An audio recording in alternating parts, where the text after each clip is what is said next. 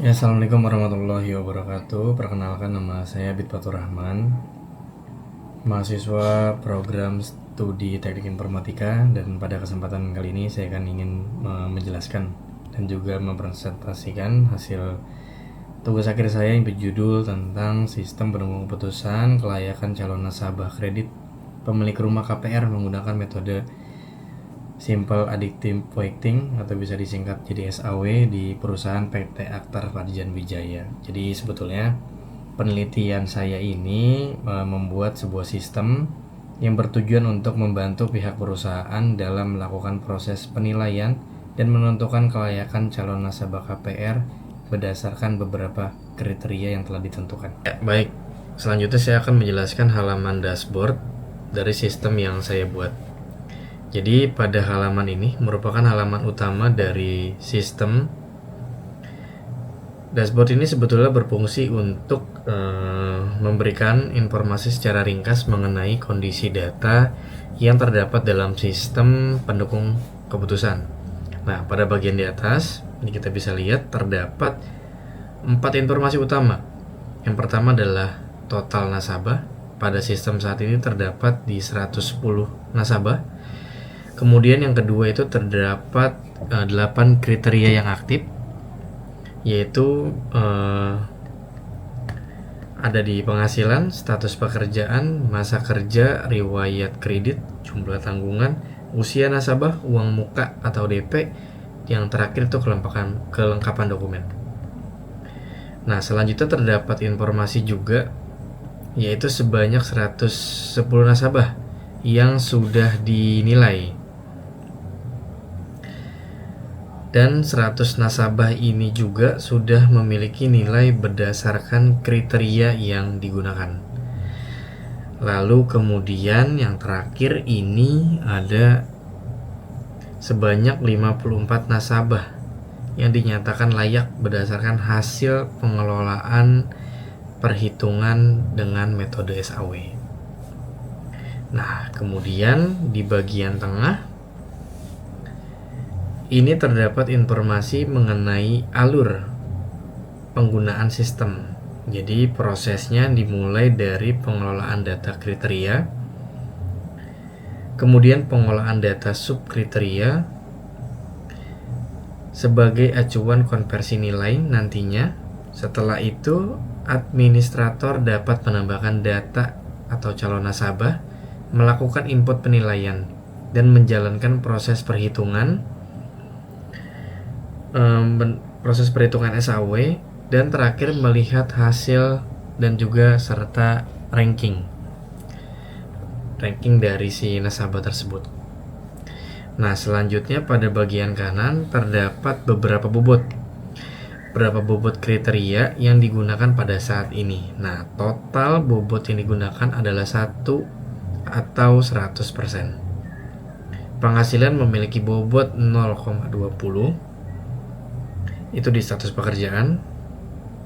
Itu di penghasilan. Lalu bobot di 0,10 itu di status pekerjaan, 0,10 di masa kerja, 0,20 itu di riwayat kredit, 0,10 itu di jumlah tanggungan, 0,10 usia nasabah, 0,10 uang muka, 0,10 di kelengkapan dokumen di 0,10. Dari 8 kriteria tersebut terdapat 7 kriteria yang bersifat benefit yang ada di sebelah sini,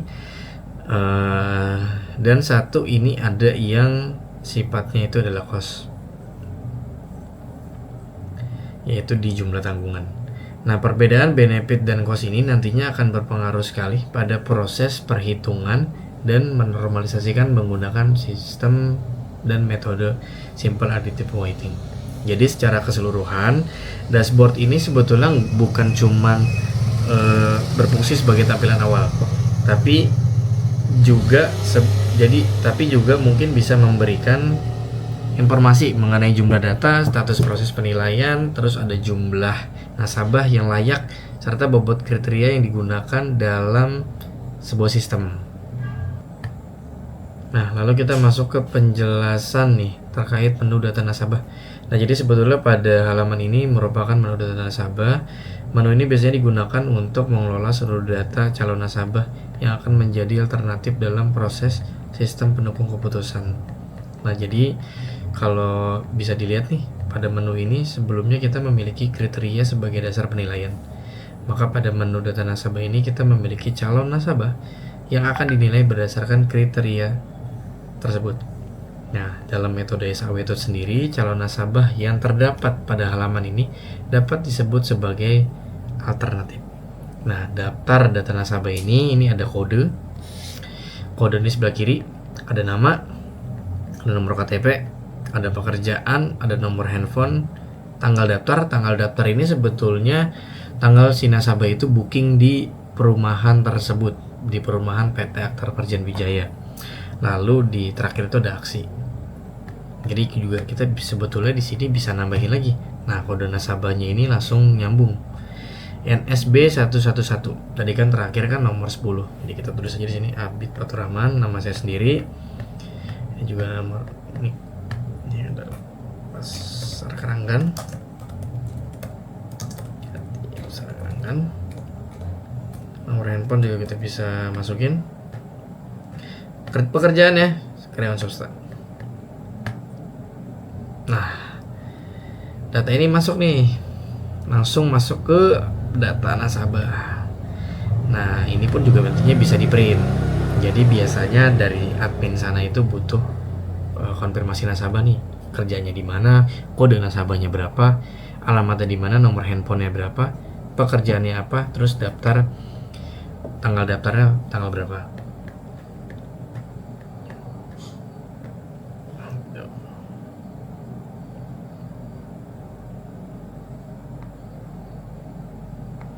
Kita juga memiliki fitur pencarian di sini.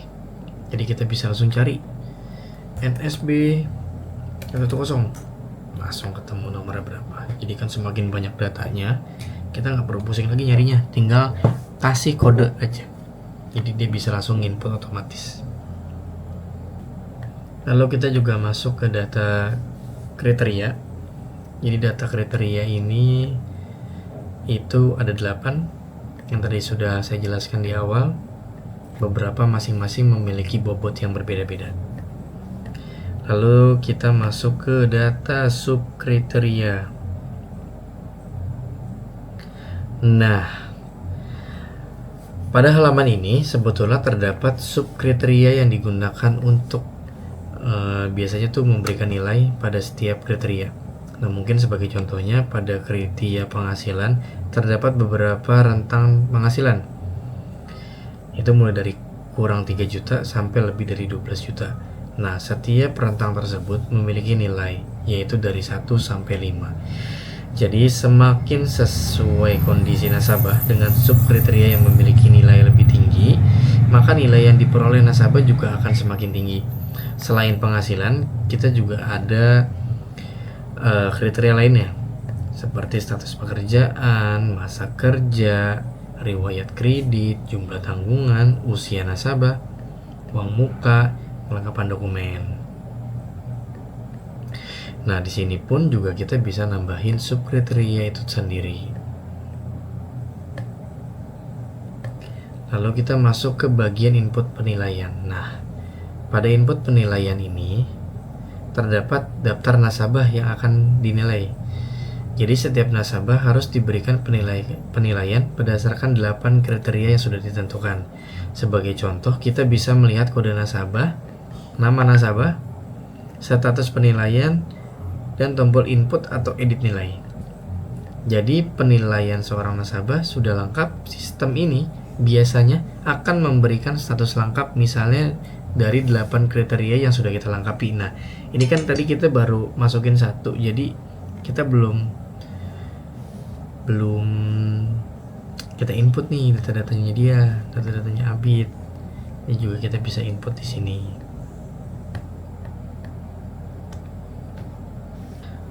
Nah, jadi sebetulnya setelah data penilaian ini lengkap, kita itu bisa masuk ke bagian proses perhitungan. Nah, di halaman ini sebetulnya sistem menampilkan matriks keputusan ini juga biasanya nilainya itu masing-masing itu berdasarkan dari 8 kriteria yang tadi.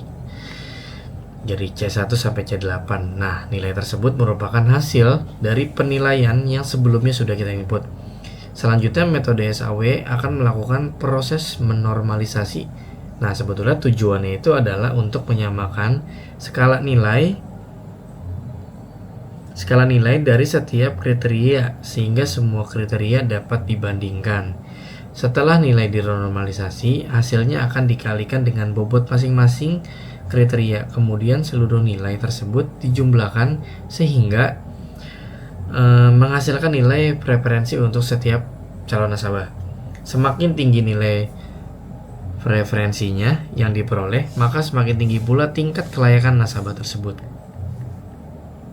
Di sini juga kita bisa masuk ke ranking kelayakan nasabah KPR.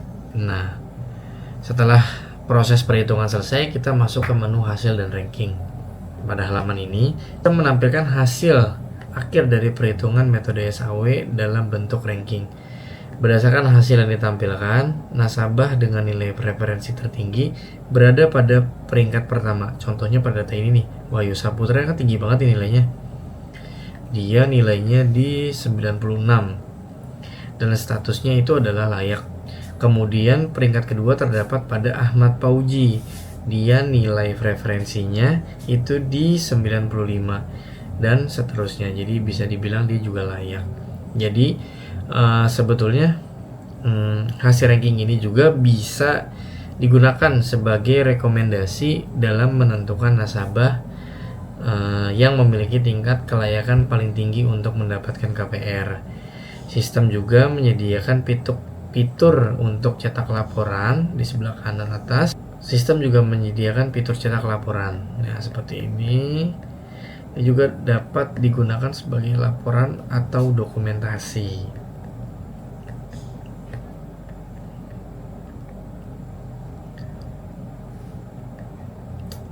Nah, jadi secara keseluruhan alur sistem ini sebetulnya dimulai dari pengelolaan data nasabah dan kriteria, kemudian menentukan subkriteria dan nilai, dan dilanjut dengan input nilai setiap nasabah. Setelah seluruh penilaian lengkap, sistem melakukan proses perhitungan menggunakan metode SAW, mulai dari pembentukan matriks, keputusan normalisasi, perhitungan nilai preferensi, sampai menghasilkan ranking. Nah, saya harap dengan adanya sistem ini, proses penilaian kelayakan nasabah KPR, khususnya di PT Aktar Parjan Wijaya, bisa menjadi lebih baik dan lebih terstruktur. Karena setiap nasabah dinilai berdasarkan kriteria dan bobot yang telah ditentukan. Sehingga hasil akhirnya dapat digunakan sebagai bahan pendukung dalam sebuah sistem pengambil keputusan. Nah, kurang lebih hanya itu yang bisa saya sampaikan. Kurang lebihnya mohon maaf. Wabillahi taufiq wal hidayah. Assalamualaikum warahmatullahi wabarakatuh.